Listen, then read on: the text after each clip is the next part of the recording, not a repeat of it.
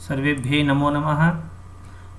सर्वेषां छात्राणाम् अस्मिन् CBSE संस्कृतशिक्षणे स्वागतमस्ति, अभिनन्दनमस्ति। छात्राः, अद्य वयम् अष्टमं पाठं पठामः। अद्य अस्माकम् अष्टमस्य पाठस्य नाम अस्ति त्रिवर्णः ध्वजः। त्रिवर्णः ध्वजः अर्थात् तिरंगा। अस्मिन् पाठे वयं त्रिवर्णध्वजस्य तस्य वर्णानां किं किं महत्वम् अस्ति इति वयं पठामः। सर्वप्रथमं पाठपरिचयः। त्रिवर्णध्वजः अर्थात तीन रंगों वाला हमारा झंडा, हमारा तिरंगा ये होता है। संवादात्मक रूपे लिखिते अस्मिन् पाठे अस्माकं राष्ट्रियध्वजस्य त्रिवर्णस्य परिचयः प्रदत्तः अस्ति। संवाद अर्थात डायलॉग रूप में लिखे गए इस पाठ में हमारे राष्ट्रीय ध्वज तिरंगे का परिचय दिया गया है। त्रिवर्णध्वजस्य त्रयः वर्णाः किं किं सूचयन्ति। हमारे तिरंगे झंडे के जो तीन रंग हैं वो हमें क्या क्या सूचना देते हैं। तेषां महत्वं किम्, उनका महत्व क्या है। इति वयम् अस्मिन् पाठे पठिष्यामः। ये सब हम इस पाठ में पढ़ेंगे, अध्ययन करेंगे। त्रिवर्णः ध्वजः। केचन बालकाः काश्चन बालिकाश्च स्वतन्त्रतादिवसस्य ध्वजारोहणसमारोहे सोत्साहं गच्छन्तः परस्परं संलपन्ति। कुछ बालक और कुछ बालिकाएं स्वतंत्रता दिवस के ध्वजारोहण समारोह में बड़े उत्साह के साथ जाते हुए आपस में बातचीत करते हैं। बालक और बालिकाएं जा रहे हैं, कहाँ जा रहे हैं? स्वतंत्रता दिवस के समारोह में, फेस्टिवल में जा रहे हैं, सेलिब्रेशन में जा रहे हैं, और वो जाते हुए आपस में सब बातचीत करते हैं। सर्वप्रथमः देवेशः वदति अद्य स्वतंत्रता दिवसः। आज स्वतंत्रता दिवस है। अस्माकं विद्यालयस्य प्राचार्यः ध्वजारोहणं करिष्यति। हमारे विद्यालय के जो प्राचार्य जी हैं वो आज ध्वजारोहण करेंगे। ध्वजारोहण का मतलब फ्लैग होइस्टिंग करेंगे। छात्राश्च सांस्कृतिक कार्यक्रमान् प्रस्तोष्यन्ति। और जो विद्यार्थी हैं वो सांस्कृतिक कार्यक्रम अर्थात कल्चरल प्रोग्राम प्रस्तुत करेंगे। अन्ते च मोदकानि मिलिष्यन्ति। और समारोह के अंत में लड्डू मिलेंगे, ऐसा देवेश कहता है। तदा डेविडः वदति शुचे जानासि त्वम् अस्माकं ध्वजः कीदृशः। वह शुचि से पूछता है, डेविड, हे शुचि, क्या तुम जानती हो हमारा ध्वज कैसा है? कीदृश का मतलब कैसा। तदा शुचि वदति अस्माकं देशस्य ध्वजः त्रिवर्णः इति। हमारे देश का जो ध्वज है, जो झंडा है, वो है तिरंगा।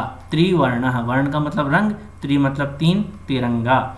ये हमारा तिरंगा झंडा है जिसमें तीन रंग हैं, केसर वर्णः, श्वेतः, हरितश्च। शुचि अस्माकं देशस्य ध्वजः त्रिवर्णः। सलीमः रुचे अयं त्रिवर्णः कथम। तब सलीम पूछता है, हे रुचि, ये त्रिवर्ण क्यों है, अर्थात इसको तीन त्रिवर्ण क्यों कहते हैं, तिरंगा क्यों कहते हैं। तदा रुचि वदति अस्मिन् ध्वजे त्रयः वर्णाः सन्ति। क्योंकि इस ध्वज में तीन रंग हैं, अतः त्रिवर्णः, इसलिए ये हमारा तिरंगा है। तिरंगा तीन रंगों वाला तिरंगा। किम त्वम एतेषां वर्णानां नामानि जानासि। रुचि पूछती है, क्या तुम इन वर्णों का, इन रंगों का नाम जानती हो। जो तीन रंग जो हमारे झंडे में हैं वो कौन कौन से हैं। सलीमः वदति अरे केसर वर्णः, श्वेतः, हरितः च एते त्रयः वर्णाः। सलीम कहता है, अरे हमारे ध्वज में केसरिया रंग, सफ़ेद और हरा, ये तीन रंग हैं। एते त्रयः वर्णा मतलब ये तीन रंग हैं। देवेशः अस्माकं ध्वजे एते त्रयः वर्णाः किं सूचयन्ति। जो हमारे ध्वज में ये तीन रंग हैं वो हमें क्या सूचना देते हैं। केसर वर्णः, श्वेतः, हरितः, ये जो तीन रंग हैं ये हमें क्या बताते हैं, क्या सूचना देते हैं। सलीमः वदति शृणु केसर वर्णः शौर्यस्य, श्वेतः सत्यस्य, हरितश्च समृद्धेः सूचकाः सन्ति। अरे जो हमारा केसरिया रंग है वो शौर्य का, शौर्य अर्थात होता है पराक्रम, वीरता, त्याग, उत्साह, ये शौर्य के अर्थ होते हैं। ये शौर्य का सूचक है। और जो सफ़ेद रंग है वो सत्य का सूचक है, और हरा रंग जो है वो समृद्धि का सूचक है, हमारी उन्नति का सूचक है। शुचि किम एतेषां वर्णानाम अन्यदपि महत्वम, क्या इन रंगों का कोई और भी महत्व है, अर्थात ये जो है शौर्य, सत्य और समृद्धि के सूचक तो हैं ही, क्या इनका कोई और भी महत्व है इन रंगों का? शुचि पृच्छति तदा डेविडः वदति आम कथम न, हाँ हाँ क्यों नहीं। ध्वजस्य उपरि स्थितः केसरवर्णः त्यागस्य उत्साहस्य च सूचकः, जो हमारे ध्वज के सबसे ऊपर स्थित केसरिया रंग है वो त्याग और उत्साह का सूचक है। मध्य स्थितः श्वेतवर्णः सात्विकतायाः शुचितायाः च द्योतकः, और जो बीच में स्थित सफ़ेद रंग है वो सात्विकता का अर्थ होता है सरलता, और शुचिता का मतलब होता है पवित्रता। सरलता और पवित्रता का द्योतक है या सूचक है सफ़ेद रंग। अधः स्थितः हरितवर्णः वसुंधरायाः सुषमायाः उर्वरतायाश्च द्योतकः, अध का अर्थ होता है नीचे, और जो नीचे स्थित जो हरा रंग है वो हमारी धरती माता की सुंदरता और उपजाऊपन का द्योतक है। उर्वरता बोलते हैं उपजाऊपन, जो फर्टिलिटी जो होती है उसको बोलते हैं उर्वरता। तो इसका द्योतक है हमारा हरा रंग। हमारा नीचे स्थित हमारा हरा रंग धरती माता की सुंदरता और उपजाऊपन का द्योतक है या सूचक है। तेजिंदरः शुचे ध्वजस्य मध्ये एकम नीलवर्णम चक्रम वर्तते, शुचि हमारे ध्वज के बीच में एक नीले रंग का चक्र भी है। आम आम हाँ हाँ इदम अशोक चक्रम कथ्यते, ये जो नीले रंग का चक्र है वो क्या कहलाता है? अशोक चक्र कहलाता है। इसको हम अशोक चक्र बोलते हैं, आप सभी जानते हैं, हमने पाठ के आरंभ में भी अभी उसका चित्र देखा था। तो ये जो अशोक चक्र है वो प्रगतेः न्यायस्य च प्रवर्तकम, हमारी प्रगति और न्याय का प्रवर्तक है, प्रेरित करने वाला है। प्रवर्तक का मतलब होता है प्रेरक है, हमें प्रगति और न्याय की ओर प्रेरित करता है हमारा ये अशोक चक्र। सारनाथे अशोक स्तंभः अस्ति, सारनाथ में अशोक स्तंभ है। तस्माद् एव एतत् गृहीतम, वहीं अशोक स्तंभ से ही हमारा यह अशोक चक्र लिया गया है। प्रणवः अस्मिन् चक्रे चतुर्विंशति अराः सन्ति, इस चक्र में कितने अराएं हैं, कितनी तीलियां हैं? 24। चतुर्विंशति अर्थात 24 अरा अर्थात तीलियां हैं। जो हमारा अशोक चक्र है उसमें 24 अराएं हैं।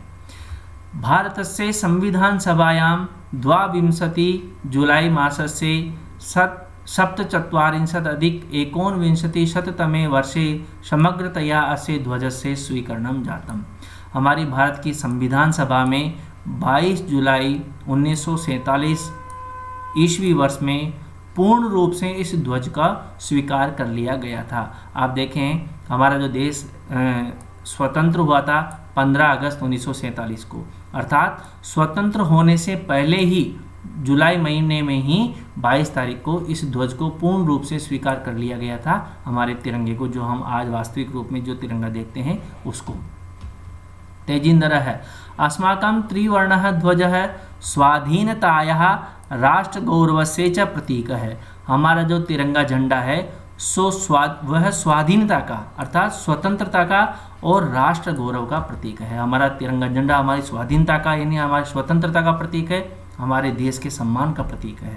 अतएव स्वतंत्रता दिवसे गणतंत्र दिवसे च अस्य ध्वजस्य उत्तोलनम समारोहपूर्वकम भवति, इसीलिए स्वतंत्रता दिवस के दिन और गणतंत्र दिवस के दिन इस ध्वज का उत्तोलन यानी इसको फहराना बड़ा समारोह पूर्वक होता है। इसका उत्तोलन बहुत समारोह पूर्वक होता है, हम सेलिब्रेशन करते हैं और सेलिब्रेशन के साथ इस ध्वज को फहराते हैं, इसका उत्तोलन करते हैं। जयतु त्रिवर्णः ध्वजः जयतु भारतम, हमारा तिरंगे झंडे की जय हो, हमारे भारत की जय हो। विद्यार्थियों, इस प्रकार से हमारे तिरंगे झंडे के बारे में ये पाठ है। तिरंगा झंडा हमारे सम्मान का प्रतीक है, हमारी स्वतंत्रता का प्रतीक है। इस पाठ के माध्यम से एक शिक्षा या एक बात आप सभी को और मैं बताना चाहता हूँ। जो स्वतंत्रता दिवस और गणतंत्र दिवस के दिन हम हमारे राष्ट्र ध्वज तिरंगे के प्रतीक के रूप में जो छोटे छोटे प्लास्टिक के बने हुए जो ध्वज हम हाथ में लेकर के समारोह में जाते हैं, वो बहुत अच्छी बात है। हमारे ध्वज के प्रति हमारी सम्मान है, परंतु समारोह के अंत में जब हम वापस घर लौटते हैं तो हमारे से जाने अनजाने वह ध्वज इधर उधर कहीं रास्ते में फेंक दिया जाता है। ऐसा हमें कभी नहीं करना चाहिए। हम चाहे वो ध्वज का प्रतीक ही हो, चाहे वो कोई सा छोटा बड़ा कैसा भी हमारा ध्वज है, हमें उसको पूर्ण सम्मान देते हुए उस ध्वज को इधर उधर कहीं भी नहीं फेंक करके हमारे घर में ही कहीं ऊंचे स्थान पे हमें इसको सुरक्षित रखना चाहिए। ये बहुत आवश्यक है।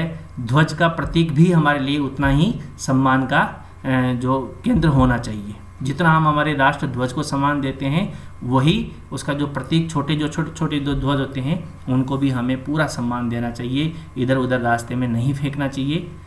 ये शिक्षा हमें ये पाठ देता है। अधुना वयम अस्य पाठस्य अभ्यास कार्यं करिष्यामः। अभ्यास कार्ये अस्माकं प्रथमः प्रश्नः अस्ति शुद्धकथनस्य समक्षम आम, अशुद्धकथनस्य समक्षम न इति लिखत। ये ट्रू फॉल्स हैं। वाक्य पढ़िए, अर्थ समझिए। ये बात जो कही गई है वो सत्य है तो आम लिखिए, असत्य है तो न लिखिए। अस्माकं राष्ट्रस्य ध्वजे त्रयः वर्णाः सन्ति। वयं सर्वे जानीमः तत्र त्रयः वर्णाः सन्ति, एकं द्वे त्रीणि। आम। ध्वजे हरित वर्ण है, शांति है प्रतीक है। ये जो हरा रंग है वो क्या शांति का प्रतीक है? न। हरित वर्ण है, शांति है प्रतीक है न, अपितु समृद्धि है प्रतीक है अस्ति। अतः अस्य उत्तरम भविष्यति न। ध्वजे केसर वर्ण है, शक्त्याः सूचक है। ये जो हमारा केसरिया रंग है वो शक्ति का सूचक है, ताकत का सूचक है, पराक्रम का सूचक है। आम, सत्यम अस्ति। चक्रे 63 अराहा संति। ये जो हमारा जो चक्र है अशोक चक्र, इसमें 63 अर्थात 30 अराएँ हैं, 30 तीलियाँ हैं इसमें। 63 का मतलब होता है 30। ये बात सत्य है अथवा असत्य? न। 63 अराहा न भवन्ति। अस्माकं अशोक चक्रे 24 अराहा भवन्ति। चक्रम प्रगते है द्योतकम। जो हमारा अशोक चक्र है वो प्रगति का द्योतक है। आम, प्रगते है द्योतकम अस्ति। अग्रे चलामः। प्रश्नः अस्ति अधोलिखितेषु पदेषु प्रयुक्तां विभक्तिं वचनं च लिखत। देखिए, बहुत महत्वपूर्ण प्रश्न है। ये जो शब्द दिए गए हैं इनमें कौन सी विभक्ति और कौन सा वचन है ये हमें बताना है। विद्यार्थियों, ऐसे विभक्ति और वचन वाले प्रश्नों को करने के लिए आपको शब्द रूपों का याद होना बहुत ज़रूरी है। यहाँ पर मैं आपको एक पुल्लिंग शब्द आकारांत और एक आकारांत स्त्रीलिंग शब्द दिया हुआ हूँ, जो अधिकांशतः ज़्यादा जो आपके स्तर पे उपयोगी होते हैं। ये शब्द तो कम से कम प्रत्येक बालक को याद होने ही चाहिए। इनके आधार पे ही हम इन सभी प्रश्नों का विभक्ति और वचन निकाल सकते हैं। केवल एक ये समृद्धि जो शब्द है, इसमें मूल शब्द है समृद्धि, ये इकारांत स्त्रीलिंग शब्द है जो इसमें नहीं है, मति की तरह बनता है। तो जो समृद्धि है शब्द है वो षष्ठी विभक्ति का एक वचन है। इसके अलावा बाकी सारे प्रश्नों जो शब्द हैं उनका प्रयोग हम यहाँ इन दोनों तालिकाओं की सहायता से विभक्ति और वचन इनका पता कर सकेंगे। वर्णानाम, पहले इसका मूल शब्द निकालें। इसका मूल शब्द वर्ण। वर्ण अकारांत पुल्लिंग शब्द है, इसलिए बालक की तरह रूप बनेंगे। अब वर्णानाम, ऐसा रूप यहाँ पर बालक शब्द में कहाँ पर बना हुआ है जिसके अंत में नाम सुनाई दे रहा है? तो यहाँ पर देखिए बाल का नाम। वर्णानाम, बाल का नाम दोनों एक ही है। बाल का नाम षष्ठी विभक्ति का बहुवचन है तो वर्णानाम भी षष्ठी विभक्ति का बहुवचन हुआ।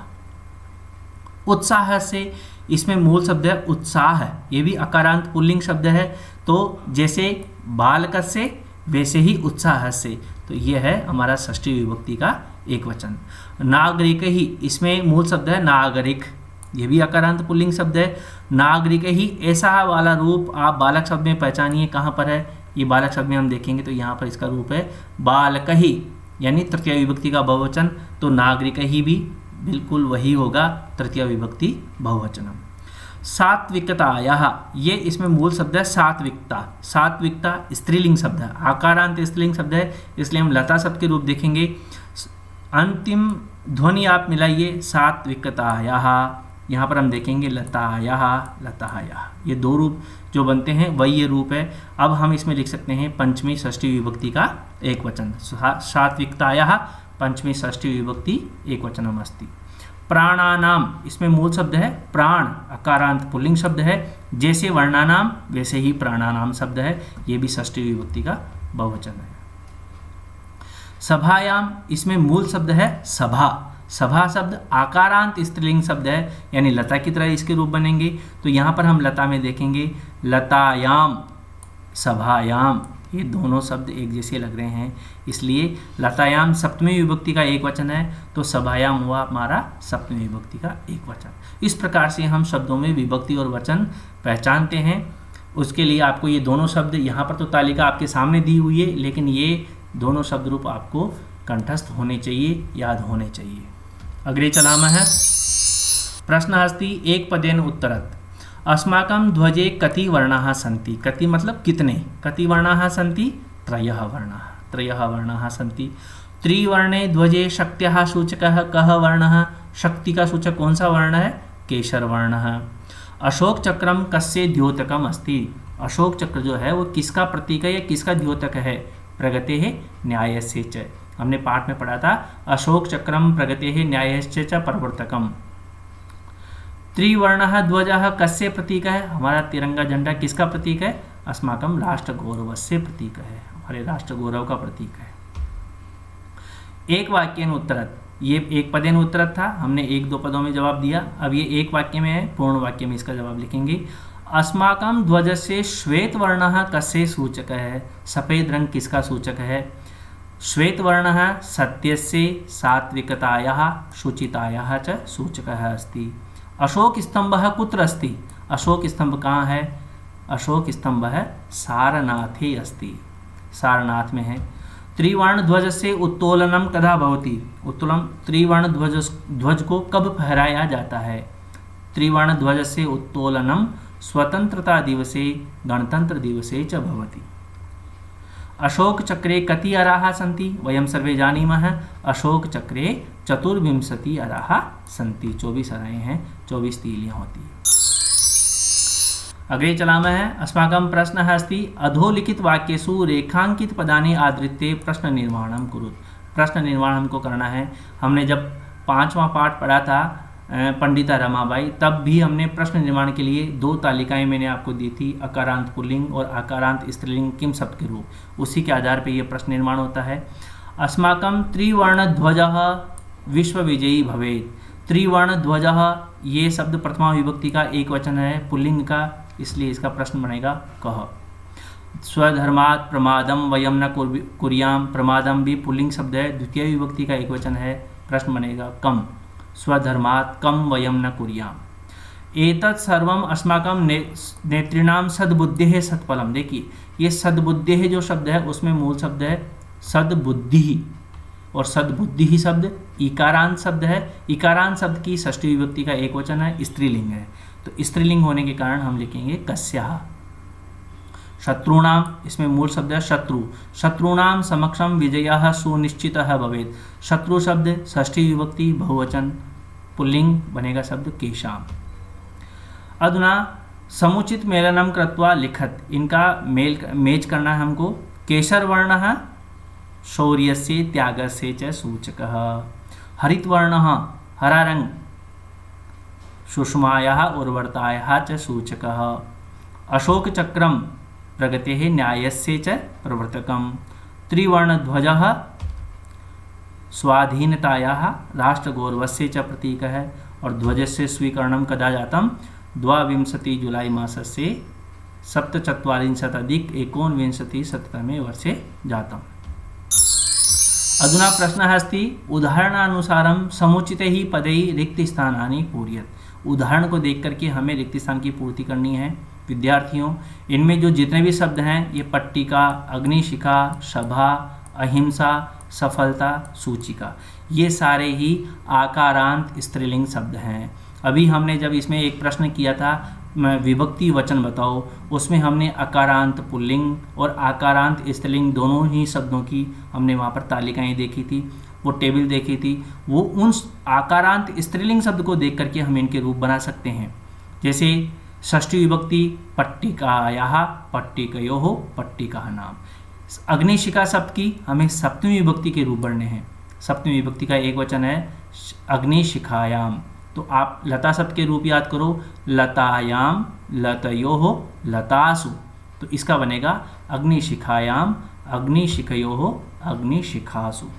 सभा शब्द की चतुर्थी विभक्ति याद कीजिए, लता शब्द, लतायै, लताभ्याम, लताभ्ये। यहाँ पर सभा शब्द है, सभायै, सभाभ्याम, सभाभ्यः। इस प्रकार से रूप बन जाएंगे। अहिंसा शब्द द्वितीया, अहिंसाम, अहिंसे, अहिंसा।